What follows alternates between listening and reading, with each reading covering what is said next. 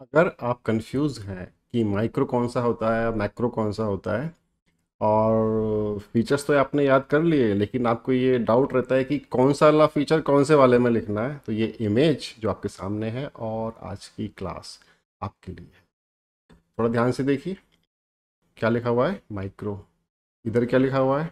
Macro. Micro का spelling और macro का स्पेलिंग बिल्कुल सेम है, केवल एक लेटर का फ़र्क है। माइक्रो में आई आ रहा है और मैक्रो में ए आ रहा है।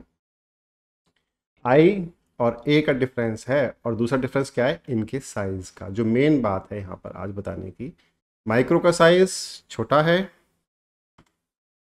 और मैक्रो का साइज बड़ा है ना? तो ये आपको समझना ज़रूरी है और हमेशा के लिए याद रखना ज़रूरी है। ये इमेज जो आपके सामने आ रही है अभी, ये आपको ये हमेशा के लिए याद रखने में हेल्प करेगी। Micro means small, macro means large. Micro economics means we are studying small things in economics. Macro economics means we are studying large things in economics. Welcome to economics Gyan with Sudhir Mittal. आज हम जो पढ़ेंगे आपके class 11th का micro economics का chapter 1, जिसका नाम है इंट्रोडक्शन, उसका टॉपिक नंबर 1.5 जिसका नाम है, देखिए ये वाला, micro economics and macro economics. हमने यहाँ पर, अगर आप थोड़ा गौर करेंगे तो यहाँ पर हमने इस वर्सेस वाले वर्ड को ना ऐसे अजीब सा ढंग से दिखाया हुआ है, क्रॉस किया हुआ है इसको हमने, ये बताने के लिए कि ये माइक्रो और मैक्रो दोनों अपोजिट चीज़ें नहीं है। जैसे आप देखते हो ना कि मतलब दो बिल्कुल अपोजिट अपोजिट चीज़ें हैं, उनके डिफरेंस हम पढ़ रहे हैं, ऐसा वाला बात नहीं है। माइक्रो और मैक्रो आपस में कंसर्न है, आपस में रिलेटेड हैं, और इसलिए हम लोगों ने ये वर्सेस वाला जो वर्ड है ये क्रॉस कर दिया और एंड लिखा है इसके बजाय। यहाँ पर हमने एंड लिखा, micro economics and macro economics. आगे बढ़ते हैं स्लाइड में। आज की क्लास बहुत इम्पॉर्टेंट है बिकॉज जो आपका पूरा बुक है वो एक्चुअल में माइक्रो इकोनॉमिक्स के बारे में है। जो क्लास 12th में आप पढ़ेंगे, वो जो बुक होगी, पूरा सिलेबस होगा इकोनॉमिक्स का, वो मैक्रो इकोनॉमिक्स के बारे में। तो first slide, micro economics versus, not versus, and macro economics. आगे देखते हैं कैसे याद रहे कि इनका मीनिंग क्या है।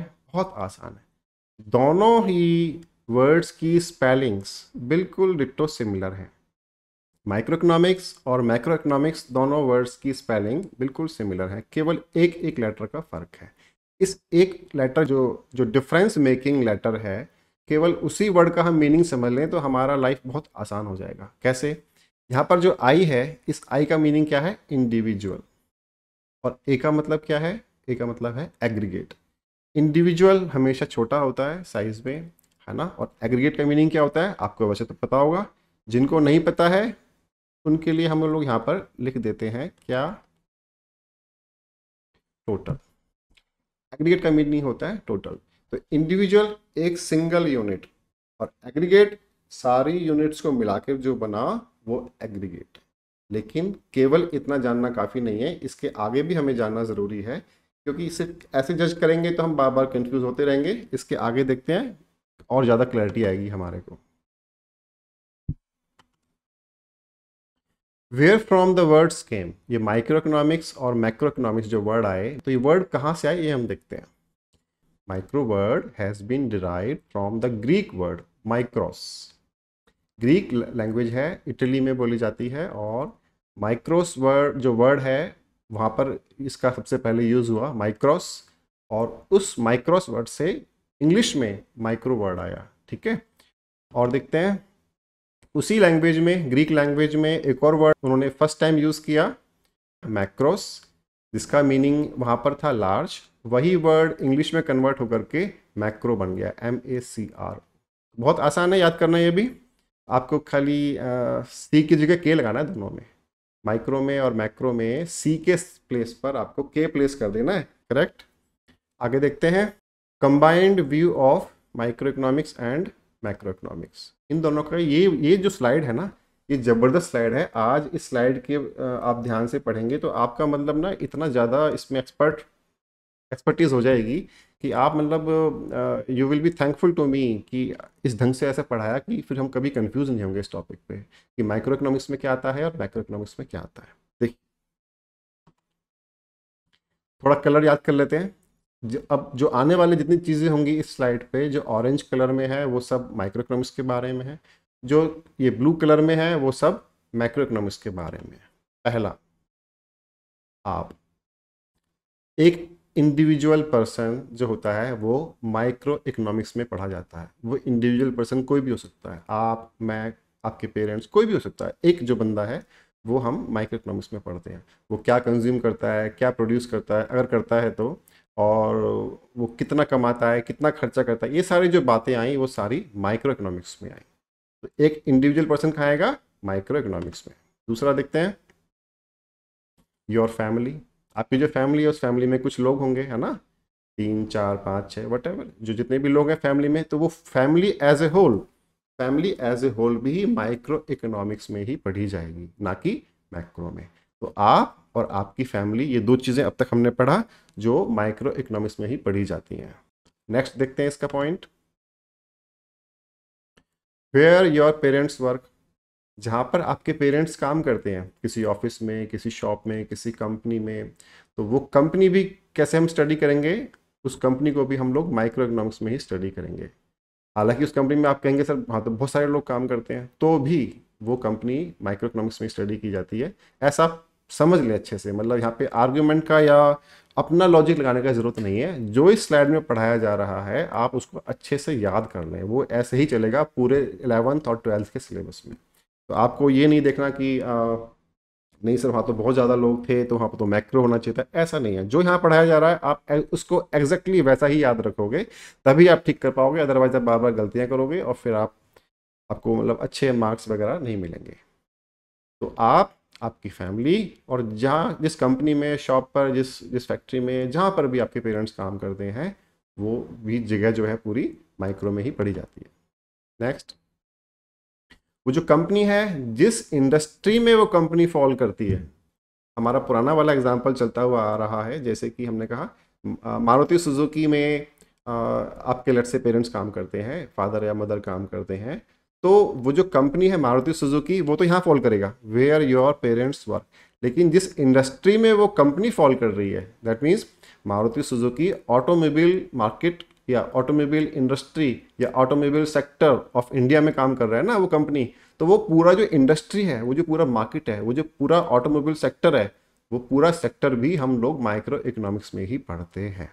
तो अब तक हमने 4 चीज़ें पढ़ी, आप, आपकी फैमिली, जहाँ पर आपके पेरेंट्स काम करते हैं, और जिस इंडस्ट्री में वो कंपनी या जो भी जहाँ पे आपके पेरेंट्स काम करते हैं वो बिलोंग करता है। नेक्स्ट, योर कंट्री, रीजन और सिटी। यहाँ पर कलर चेंज हो गया, यहाँ पे ब्लू हो गया, क्योंकि ये जो ब्लू वाला पार्ट है अब ये मैक्रो हो गया। इस स्लाइड को जितना ध्यान से आप देखेंगे, आपको पूरी जब तक आप इकोनॉमिक्स पढ़ेंगे आपको फ़ायदा रहेगा, आप कभी कंफ्यूज नहीं होंगे। तो हमने यहाँ पे क्या कहा, योर कंट्री। आप जिस भी कंट्री में रहते हैं, आप इंडिया में रहते हैं तो इंडिया की पूरी इकोनॉमी को हम लोग मैक्रो इकोनॉमिक्स में डिस्कस करेंगे। रीजन, लेट्स से आप नॉर्थ इंडिया में रहते हैं, तो पूरे नॉर्थ इंडिया की अगर इकोनॉमिक्स की बात की जाए, पूरे नॉर्थ इंडिया की अर्थशास्त्र की बात की जाए, अर्थव्यवस्था की बात की जाए, उसको भी हम लोग मैक्रो इकोनॉमिक्स में ही स्टडी करेंगे। और जहाँ पे आप मान लीजिए सिटी, किसी शहर में रहते हैं, तो जैसे आप मान लीजिए दिल्ली में रहते हैं, तो दिल्ली में रहने वाले लोगों के लिए जो दिल्ली की इकोनॉमी है, जो एक सिटी की अर्थव्यवस्था है, एक शहर की अर्थव्यवस्था है, उसको भी हम लोग मैक्रो इकोनॉमिक्स में डिस्कस करते हैं। जो वर्ड है यहाँ पर रीजन, हमने एक स्टार बनाया हुआ है, स्टार का एक्सप्लेनेशन हमने बॉटम पे दिया हुआ है, इसको पढ़ लेते हैं एक बार। हमने यहाँ पे एग्जांपल दिए हुए हैं, जैसे कि north India, Rajasthan, Himalayan states, मतलब वैरायटी दी हुई है मैंने यहाँ पे, आप थोड़ा ध्यान से देखिए। अगर हमने पढ़ा नॉर्थ इंडिया या साउथ इंडिया या वेस्ट इंडिया, ईस्ट इंडिया, तो इसके बारे में सेंट्रल इंडिया ऐसा कुछ पढ़ा हमने, तो वो सब भी हम लोग मैक्रो में पढ़ेंगे। आपने किसी स्टेट की बात करी, इस पर्टिकुलर राजस्थान की, हरियाणा की, आंध्र प्रदेश की, तमिलनाडु की, इस तरह से किसी पर्टिकुलर एक स्टेट की इकोनॉमी की बात करी, वो भी मैक्रो में आएगा। आपने किसी शहर की बात करी, मैंने आपको बताया, वो भी मैक्रो में आएगा। और आपने ऐसे कहा ना कि हिमालयन स्टेट्स के बारे में बताइए, तो जैसे उत्तरांचल है, हिमाचल प्रदेश है, जम्मू एंड कश्मीर है, ये सारे जो स्टेट्स हैं वो सारे हिमालयन स्टेट हैं। कि इन स्टेट्स में कहीं कहीं हिमालय पर्वत का, हिमालय की जो माउंटेन सीरीज़ हैं उनका कहीं कहीं प्रेजेंस है। तो अगर हम ऐसे बोलें कि हिमालयन स्टेट्स, यानी कि जिस जिस स्टेट में हिमालय आते हैं उनकी इकोनॉमी के बारे में हम डिस्कस करें तो वो भी मैक्रो में डिस्कस किया जाएगा। तो इस वाली स्लाइड को मैं फिर से रिपीट कर रहा हूँ, आपको बहुत ध्यान से पढ़ना चाहिए, समझना चाहिए, या फिर आप पॉज कर लीजिए, है ना, आप पॉज करके देख सकते हैं। इस स्लाइड को थोड़ा ध्यान से देखेंगे, थोड़ा मेमोराइज करेंगे, जल्दी से हो जाएगा। तो आप, आपकी फैमिली, जहाँ पर आपके पेरेंट्स काम करते हैं, वो कंपनी, शॉप एट्सेट्रा, और वो इंडस्ट्री जिसमें वो कंपनी या शॉप वगैरह बिलोंग करती हैं, ये सब माइक्रो का मैटर है। और इससे ऊपर किसी कंट्री की बात करें, किसी रीजन की बात करें, किसी सिटी की बात करें, तो वो सब हमारा मैक्रो इकोनॉमिक्स का सब्जेक्ट मैटर होता है। एक और पॉइंट देखते हैं यहाँ पे छोटा सा, जैसे कि मैंने आपको स्टार्टिंग में बताया था कि मैक्रो इकोनॉमिक्स और माइक्रो इकोनॉमिक्स ऐसा नहीं है कि दोनों एक दूसरे के अपोजिट है, ऐसा नहीं है, ऐसा नहीं है। ये जो साइड में यहाँ पे आपके पास एक क्लाउड जैसा आ रहा है, क्या कह रहा है, पढ़ते हैं एक बार। Both these branches of economics are complementary and interdependent. क्या कहना चाह रहा है, कॉम्प्लीमेंट्री कहा है इसने। कॉम्प्लीमेंट्री क्या होता है, जो एक ये वो वाला कॉम्प्लीमेंट्री नहीं है कि थैंक्स फॉर कॉम्प्लीमेंट, हम कहते हैं ना दूसरे को थैंक्स फॉर कॉम्प्लीमेंट, वो कॉम्प्लीमेंट में COMPLI होता है, यहाँ पे COMPLE है, ये दूसरा वाला कॉम्प्लीमेंट है, वो दूसरा वाला कॉम्प्लीमेंट था। ये वाला जो है उसका क्या मीनिंग है, कंप्लीट करना, यानी कि both of this branches of economics, micro and macro, एक दूसरे को कंप्लीट करती है। माइक्रो के बिना मैक्रो नहीं बन सकता, है ना। जब छोटी यूनिट ही नहीं होंगी बहुत सारी, तो मैक्रो कैसे बनेगा। और मैक्रो के बिना माइक्रो को पढ़ना बिल्कुल बेफिजूल है, क्योंकि जब तक हम लोग पूरा व्यू नहीं देखेंगे, पूरा टोटल में एग्रीगेट वाला व्यू नहीं देखेंगे, तब तक छोटे वाले व्यू को देखने में कुछ खास फायदा नहीं है। तो इसलिए हमने यहाँ पे लिखा कि यहाँ पे कॉम्प्लीमेंट्री हैं दोनों ब्रांचेस, एक दूसरे के अपोजिट या एक दूसरे के कॉन्ट्राडिक्टरी बिल्कुल भी ऐसा नहीं सोचना चाहिए, ठीक है। और देखते हैं हम लोग, एक यहाँ पे पॉइंट है इंटरडिपेंडेंट। अभी मैंने बताया ना कि एक दूसरे पे डिपेंड करती हैं। पूरी मैक्रो इकोनॉमिक्स का परफॉर्मेंस किस पे डिपेंड करेगा, सभी माइक्रो इकोनॉमिक्स की यूनिट्स की परफॉर्मेंस पे, ठीक है ना। और अगर मैक्रो इकोनॉमिक्स अच्छा परफॉर्म कर रहा है तो माइक्रो भी अच्छा करेगा। जैसे कि इंडिया का जीडीपी बहुत बढ़ रहा है, तो इंडिया का जीडीपी जब बढ़ेगा तो इंडिया के अलग अलग लोगों की इनकम भी तो बढ़ेगी। तो इस तरह से ये दोनों चीजें, माइक्रो और मैक्रो, आपस में इंटरडिपेंडेंट है, कॉम्प्लीमेंट्री है और इंटरडिपेंडेंट है। आप सभी स्टूडेंट्स को ये दोनों वर्ड अच्छे से याद कर लेने चाहिए, कॉम्प्लीमेंट्री और इंटरडिपेंडेंट। माइक्रो और मैक्रो दोनों कॉम्प्लीमेंट्री है और इंटरडिपेंडेंट है, करेक्ट। आगे देखते हैं, सब्जेक्ट मैटर ऑफ इकोनॉमिक्स। थोड़ा सा ना जो हमने अब तक पढ़ा है माइक्रो और मैक्रो के बारे में, जो उसका थोड़ा सा ऑफिशियल जो उसका डिस्क्रिप्शन है वो देख लेते हैं। दोनों बातें आई, पहले हम एक को डिस्कस करते हैं, माइक्रो इकोनॉमिक्स को। Micro economics is the study of economic issues related to smaller economic units. इस वाले पॉइंट को आप बिल्कुल याद करके चलेंगे ना, कि micro is all about smaller economic units. इस वाली बात को आप याद करके चलेंगे। केवल स्मॉल लिखने से काम नहीं चलेगा, क्या कहना है आपको, स्मॉलर इकोनॉमिक यूनिट। जो पहले बताया था वो समझाने के लिए, आसान करने के लिए शॉर्ट में बता दिया था मैंने आपको। अब थोड़ा ऑफिशियल, थोड़ा सा सिस्टमेटिक ढंग से पढ़ लेते हैं। माइक्रो का मतलब क्या है, स्मॉलर इकोनॉमिक यूनिट्स में ये डील करता है, ये इसका मतलब है। इसमें क्या क्या आते हैं, नंबर 1, माउस को फॉलो कीजिए, एन इंडिविजुअल कंज्यूमर, जैसे कि आप। नंबर 2, अ फैमिली या एक हाउस होल्ड, है ना, जैसे कि आपकी फैमिली होगी। थर्ड, एन इंडिविजुअल प्रोड्यूसर, कोई सिंगल प्रोड्यूसर है, जैसे कि किसी की पर्टिकुलर शॉप है, अकेला बंदा शॉप पर बैठता है, शॉप को चलाता है।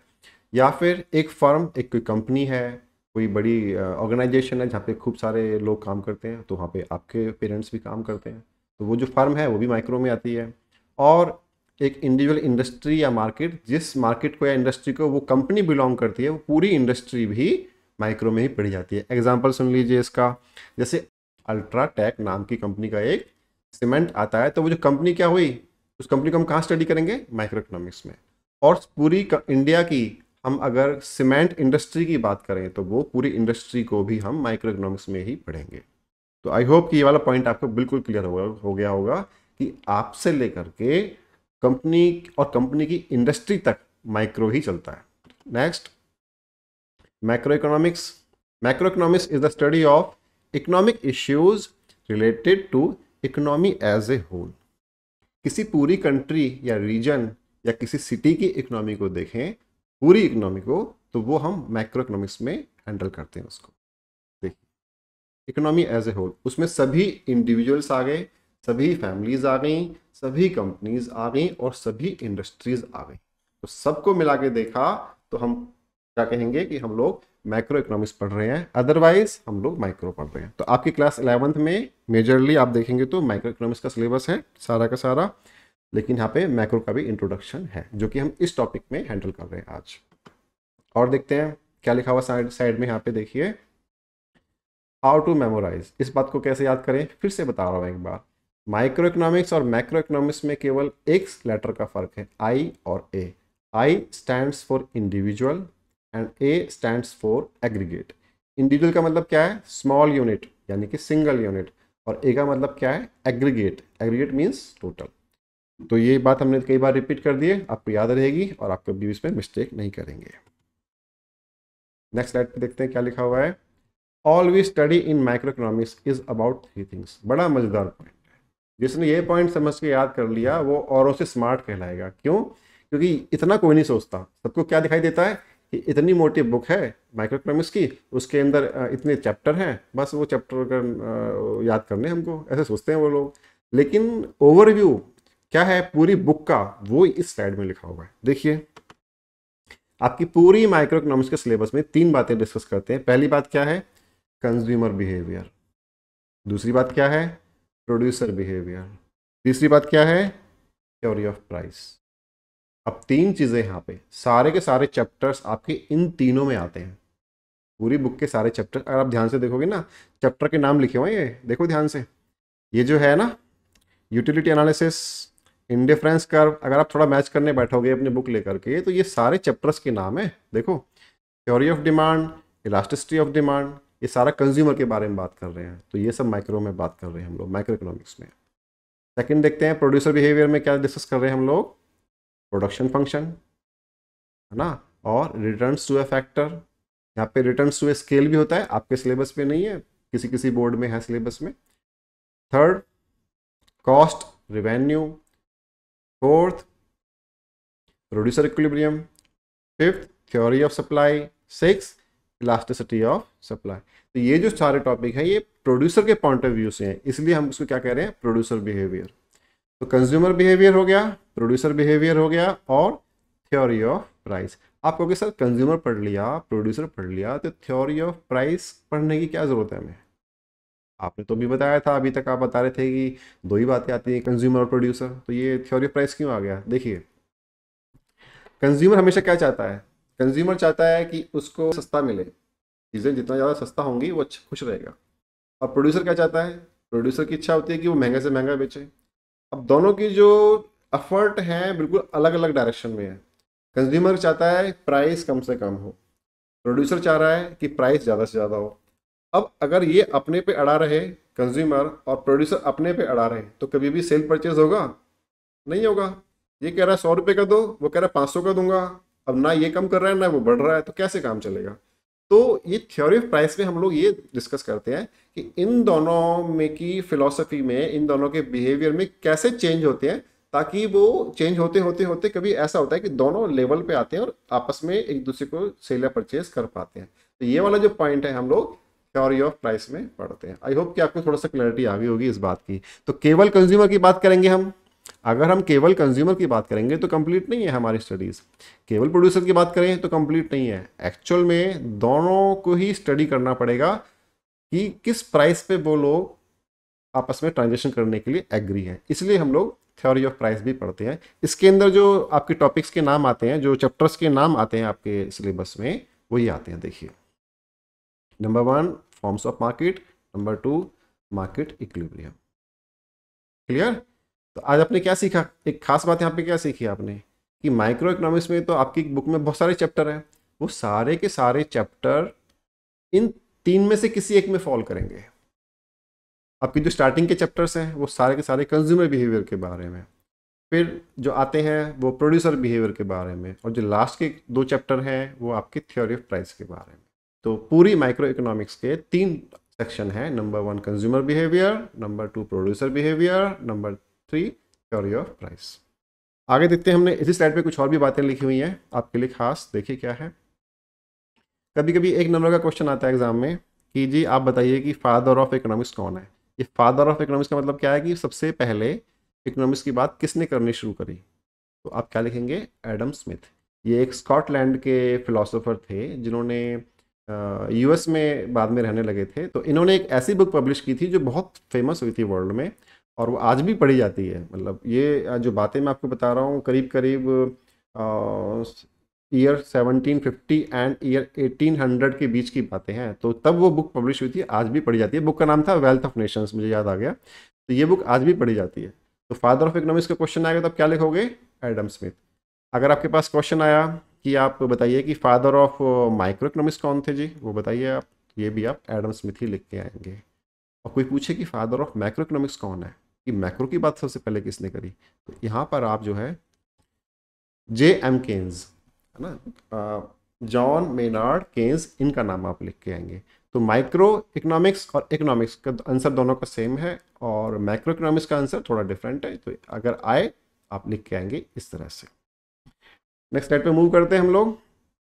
इसमें इस स्लाइड को आप बहुत ध्यान से देखिएगा एक बार फिर से ना, पॉज करके, क्योंकि ये अगर आपने सीख लिया और ये सारे पॉइंट्स जो आपने, जो मैं यहाँ पे आपको पॉइंट्स दिखा रहा हूँ ना, ये वाले जो पॉइंट्स गिना रहा हूँ आपको, ये वाले, कि किस किस में कौन कौन से चैप्टर आ रहे हैं, ये आपको आ गया तो आपको समझ लीजिए कि पूरी किताब आपकी मुट्ठी में आ जाएगी। मतलब आपको पता रहेगा कि हम लोग क्या पढ़ रहे हैं, क्यों पढ़ रहे हैं, और इसका पढ़ने से फ़ायदा क्या होगा। तो बस आपका काम हो गया, ये तो करना था हमको। इन क्लासेस का पर्पज़ क्या है, देखिए इकोनॉमिक्स के जो लेक्चर्स हैं वो तो यूट्यूब पे भरे पड़े हैं, आप किसी का भी देख लीजिए। मेरा पढ़ाने का पर्पज़ क्या है, मेरा पढ़ाने का पर्पज़ ये है, जिस तरीके से मैंने अपनी लाइफ में इकोनॉमिक्स सीखी है, बिल्कुल रियल और प्रैक्टिकल लाइफ को कनेक्ट करना है, कैसे करते हैं इकोनॉमिक्स से, उसी तरीके से मैं आपको एक बार पढ़ा दूँ। एक बार आपको ये ढंगा आ गया ना, तो फिर आपको मतलब इकोनॉमिक्स से क्या, आपको हर सब्जेक्ट खेल लगेगा। मतलब आपको लगेगा कि यार बहुत आसान है समझना और करना। तो आगे देखते हैं एक बार, difference between microeconomics and macroeconomics. अच्छी बात है, ये भी ये इंपॉर्टेंट क्वेश्चन है, बहुत बार आता है। इसमें कई सारे पॉइंट थे, एक स्लाइड में नहीं आ पाए तो हमने इसको 2 स्लाइड में डिवाइड कर दिया है। पहला स्लाइड देखिए, पहला हम देख रहे हैं यहाँ पे डेफिनेशन। डेफिनेशन का यहाँ पे हम देखते हैं क्या लिखा हुआ है, माइक्रो इकोनॉमिक्स की डेफिनेशन क्या लिखी हुई है। Micro economics is that branch of economics which deals with the behaviour of individual units of an economy. खास बात क्या है इस डेफिनेशन की जो आपको याद रखनी है, वही बात बार बार आ रही है, मैं फिर से बार बार रिपीट कर देता हूँ। ये बातें बार बार रिपीट करने से मुझे कुछ नुकसान नहीं लगता, कुछ मुझे प्रॉब्लम नहीं लगती, क्योंकि मुझे लगता है कि अगर मैं एक बार बार रिपीट कर दूंगा ना तो आपको ये बातें याद हो जाएंगी। और हमें क्या चाहिए, आपको याद हो गया तो मतलब हमारा पर्पस सोल्व हो गया, मेहनत करने का, आपको वीडियो डालने का, है ना। इंडिविजुअल यूनिट्स माइक्रो इकोनॉमिक्स में। और मैक्रो में क्या लिखा हुआ है, macro economics is that branch of economics which deals with the behaviour of aggregates. बस क्या करना है यार, कितना आसान है, कितना अच्छा। मतलब जब भी मैं, हालांकि इस टॉपिक को, इस इन वाले वर्ड्स को मैं कई बार बता चुका हूँ आपको, पर जब भी मैं हर बार पढ़ता हूँ तो मुझे मज़ा आता है। बिहेवियर ऑफ एग्रीगेट्स, ऐसी मज़ा आपका आना चाहिए। मज़ा आने लग गया तो मतलब पढ़ाई खेल खेल में हो जाएगी सारी, बहुत बढ़िया अच्छा काम हो जाएगा। नहीं तो फिर आप रटते रहो, डांट खाते रहो, गलतियाँ करते रहो, है ना। नेक्स्ट पॉइंट देखते हैं, ये आपको जो पहला पॉइंट है समझ में आ गया होगा, इस पर हमें ज़्यादा एक्सपेंड नहीं कर रहा है। एग्जाम्पल देखते हैं, एग्जाम्पल भी हम लोग कर चुके हैं जी। क्या, individual demand supply, market demand supply, output यानी कि प्रोडक्शन, या फिर हमारी फर्म की आउटपुट या इंडस्ट्री की आउटपुट, इस तरह से। और इधर एग्रीगेट डिमांड, एग्रीगेट सप्लाई, क्या यहाँ पे क्या पढ़ते हैं देखो ना, कितने अच्छे अच्छे वर्ड्स हैं।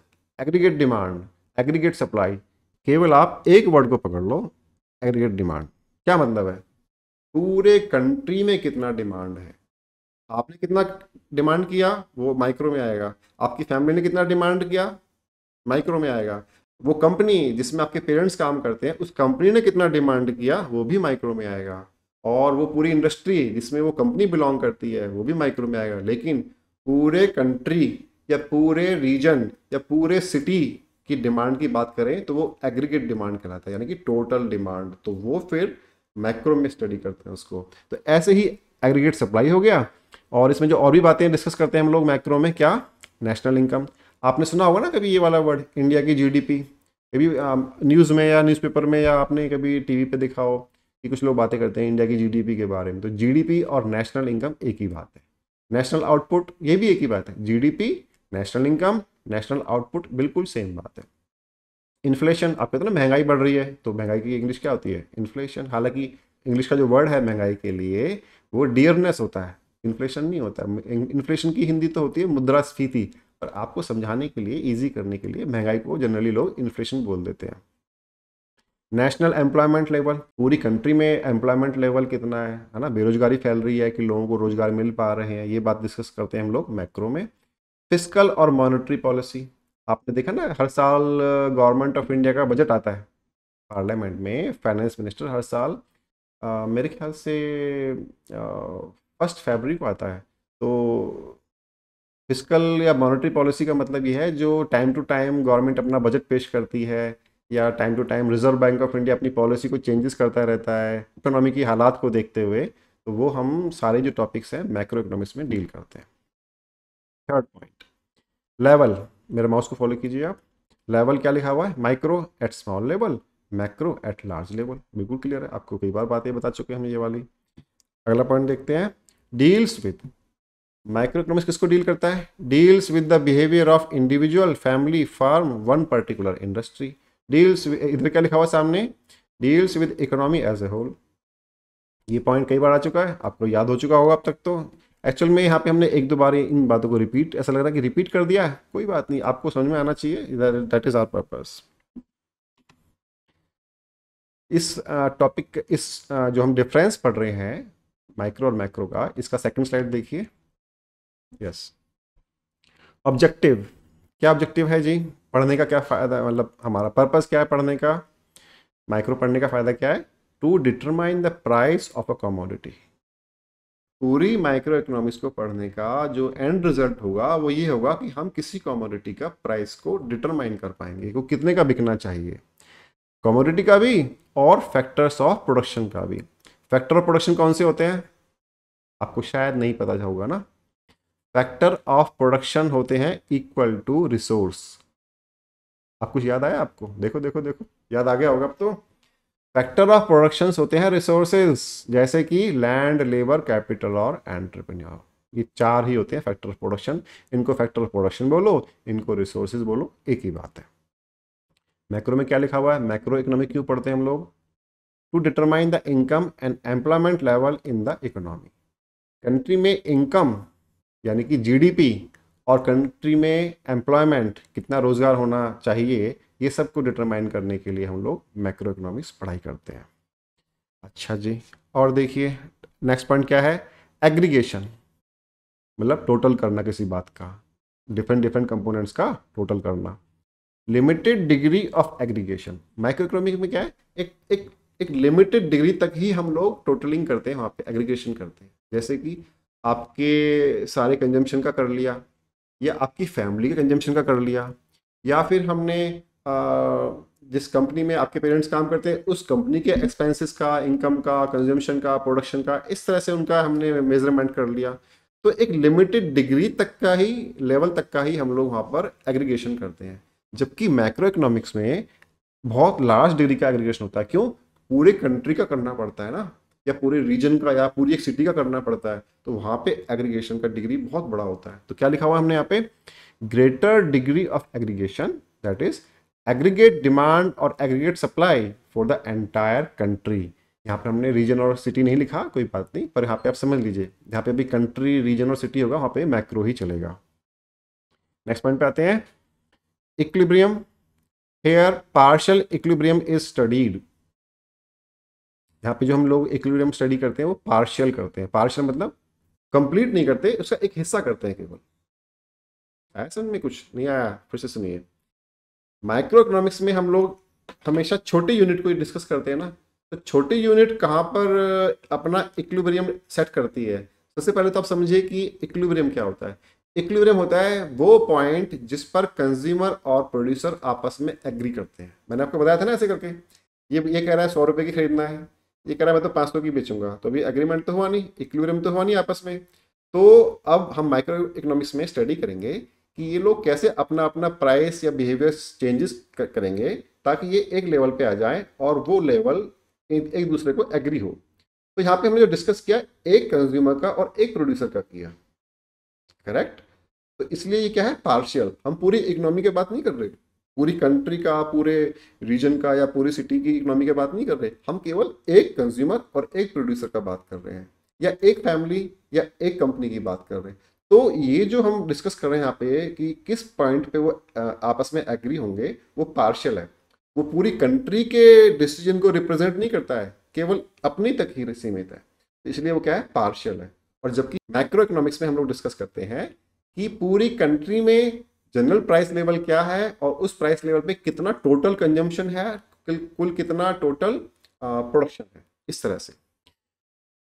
इसमें कुछ अजम्पशंस होती हैं दोनों में, है ना। ये जो वर्ड है ना अजम्पशन, अब आपको धीरे धीरे पता चलेगा, ये अजम्पशन आपके करीब करीब हर चैप्टर में पढ़ा हुआ है। कुछ ना कुछ एजम्पशंस लेकर के ही इकोनॉमिक्स पढ़ाई जाती है। क्यों पढ़ाई जाती है, ऐसा क्यों किया जाता है, हम एजम्पशंस क्यों लेते हैं, इसके बारे में हम लोग बाद में डिस्कस करेंगे। अभी के लिए देखिए जरा, here it's assumed that all macroeconomic factors are या remain constant। क्या मतलब है, जब हम माइक्रो पढ़ रहे होते हैं तो हम एज्यूम करते हैं कि मैक्रो में कोई चेंज नहीं हो रहा, मैक्रो कांस्टेंट है, तो हम माइक्रो पढ़ रहे हैं। और जब हम मैक्रो पढ़ रहे होते हैं, देखिए सामने क्या लिखा हुआ है, here it is assumed that all microeconomic factors remain constant। इसका मतलब जब हम लोग मैक्रो पढ़ रहे होते हैं तो हम लोग ऐसा अज्यूम करते हैं कि माइक्रो वाले सारे फैक्टर कांस्टेंट है, वो चेंज नहीं हो रहे। फिर से रिपीट कर देता हूं, माइक्रो पढ़ रहे हैं तो मैक्रो कांस्टेंट है, मैक्रो पढ़ रहे हैं तो माइक्रो कांस्टेंट है, ऐसा हम अज्यूम करते हैं, तभी तो पढ़ाई कर पाएंगे। सबको वेरिएबल बना देंगे तो पता ही नहीं चलेगा क्या हो रहा है ना। तो किसी को एक को स्टिल करके, कांस्टेंट करके, दूसरे को ऑब्जर्व करना बड़ा आसान है ना। अगर दोनों ही वेरी करते रहे, दोनों ही चेंजेस होते रहे कॉन्स्टेंटली, तो पता नहीं चलेगा कि यार किसको पढ़ रहे हैं और क्या पढ़ रहे हैं। तो ये कंफ्यूजन से बचने के लिए अजम्पशन इकोनॉमिक्स में दी जाती है। सिनोनिम क्या है, देखिए, माइक्रो इकोनॉमिक्स को हम लोग प्राइस थ्योरी भी बोलते हैं। माइक्रो इकोनॉमिक्स को जो दूसरा नाम है वो प्राइस थ्योरी है। अब बताया था ना आपको, जो थर्ड पॉइंट था माइक्रो इकोनॉमिक्स का, वो क्या था, एक तो था कंज्यूमर बिहेवियर, सेकंड था प्रोड्यूसर बिहेवियर, और थर्ड वाला क्या था, थ्योरी ऑफ प्राइस। तो थ्योरी ऑफ प्राइस बोले या प्राइस थ्योरी बोले, एक ही बात है। तो माइक्रो इकोनॉमिक्स को जो एंड इसका रिजल्ट है पढ़ने का, वो क्या है, थ्योरी ऑफ प्राइस या प्राइस थ्योरी। हम लोग प्राइस को डिटरमाइन कर पाते हैं। और मैक्रो का जो एंड रिजल्ट है वो क्या है, वो है इनकम या एम्प्लॉयमेंट, है ना। इसका जो एक नाम हमने दिया हुआ है इकोनॉमिक्स ने, इसको मैक्रो इकोनॉमिक्स को क्या दिया हुआ है, income and employment theory. Income, जैसे ही मैक्रो इकोनॉमिक्स में इनकम वर्ड आए तो आपके दिमाग में एकदम से आना चाहिए जीडीपी। जैसे ही मैक्रो, माइक्रो में नहीं, जब मैक्रो में इनकम वर्ड आए तो आपको एकदम से आना चाहिए यहाँ पे जीडीपी की बात हो रही है, कंट्री के जीडीपी की बात हो रही है, ग्रॉस डोमेस्टिक प्रोडक्ट, और एम्प्लॉयमेंट लेवल की बात हो रही है। तो मैक्रो इकोनॉमिक्स का अदर एक और नाम है, वो क्या है, इनकम एंड एम्प्लॉयमेंट थ्योरी। थोड़ा सा याद करना पड़ेगा आपको, बहुत सारी चीज़ें इसमें समझ में भी आ गई होंगी। आपको कहीं कुछ ऐसा लगे कि कुछ चीज़ अभी भी रह गई, समझ में नहीं आई, तो आप मुझे कमेंट बॉक्स में डालिए और या टेलीग्राम ग्रुप पे भेज दीजिए, आपको मैं दोबारा से बता दूंगा, है ना। कहीं भी कोई भी जब इकोनॉमिक्स का पहला चैप्टर पढ़ाएगा तो आपको माइक्रो इकोनॉमिक्स और मैक्रो इकोनॉमिक्स के बारे में बताएगा ही बताएगा। कोई भी कंट्री हो, इंडिया में नहीं, किसी भी कंट्री में, है ना। मेरे ख्याल से इतना ही था। देखिए हमने जो इम्पोर्टेंट पॉइंट्स थे उनको सर्कल भी किया हुआ है। Thank you very much. हमारा नेक्स्ट टॉपिक क्या होगा, हमारा नेक्स्ट टॉपिक होगा 1.6, जिसका नाम है opportunity cost and marginal opportunity cost. बहुत छोटा सा टॉपिक है, मेरे ख्याल से बहुत जल्दी खत्म हो जाएगा और बहुत जल्दी से आपको समझ में भी आ जाएगा। इस टॉपिक के पढ़े बिना जो इससे अगला वाला टॉपिक है, जिसका नाम है प्रोडक्शन पॉसिबिलिटी कर्व, पीपीसी जिसको शॉर्ट में बोल देते हैं, वो समझ में नहीं आएगा। पहले ये पढ़ना पड़ेगा, अपॉर्चुनिटी कॉस्ट क्या होती है, मार्जिनल अपॉर्चुनिटी कॉस्ट क्या होती है। इसको पढ़ने के बाद वो पढ़ना आसान है। तो नेक्स्ट टॉपिक में हम आपको मिलेंगे इस टॉपिक के साथ, टॉपिक नंबर 1.6 में। इसकी एग्ज़ाम सीरीज़ चैप्टर नंबर 1 की आप ज़रूर देखिए। आपको मैं बार बार ये बात कहता हूँ, क्योंकि एग्ज़ाम सीरीज़ को देखने से ना आपको बहुत हेल्प मिलेगी अपने एग्ज़ाम्स को अटेंड करने में। एक खास बात यहाँ पे ये है, जो आज का कैच पॉइंट आप समझ लीजिए इस क्लास का, वो क्या है, मेरा पढ़ाने का पर्पज़ और आपका पढ़ने का पर्पज़ कभी भी एग्ज़ाम्स नहीं होना चाहिए। डेफिनेटली हम लोग एग्ज़ाम्स में अच्छा परफॉर्म करेंगे, ऐसा नहीं कि हम लोग एग्ज़ाम्स को इग्नोर करेंगे, लेकिन हम जो लर्निंग कर रहे हैं, ये लर्निंग केवल एग्ज़ाम्स के लिए कर रहे हैं, ऐसा बिल्कुल नहीं है। इस लर्निंग को का फ़ायदा जो हम देख रहे हैं वो ये देख रहे हैं कि एग्ज़ाम्स में तो हमारी परफॉर्मेंस इंप्रूव होगी ही होगी, साथ में ये जो हम लर्निंग कर रहे हैं ये लर्निंग हमारी लाइफ में कुछ वैल्यूज़ ऐड करेगी, है ना। हम जो अपनी लाइफ में कंज्यूम करेंगे, जो प्रोड्यूस करेंगे, जो आपस का जो जो आसपास का हम एनवायरनमेंट देखेंगे, है ना, अपने कंट्री की इकोनॉमी से हम कैसे प्रभावित होंगे, इन सब बातों को हम लोग ठीक से समझ पाएँ, ये इसका पर्पज़ है। और ये आ गया तो आप अपनी पढ़ाई में ही नहीं, आप आने वाले कैरियर में और अपनी फैमिली लाइफ में, इन दोनों में आप एक्सेल करोगे। करेक्ट। तो आपको लास्ट में बस ये बोलते हुए कि अगर आपने टेलीग्राम ग्रुप ज्वाइन नहीं किया है तो ज्वाइन कर लीजिए, चैनल को सब्सक्राइब नहीं किया कर लीजिए। बस फिर मिलते हैं आपसे 1.6 टॉपिक नंबर के साथ। Thank you, bye bye.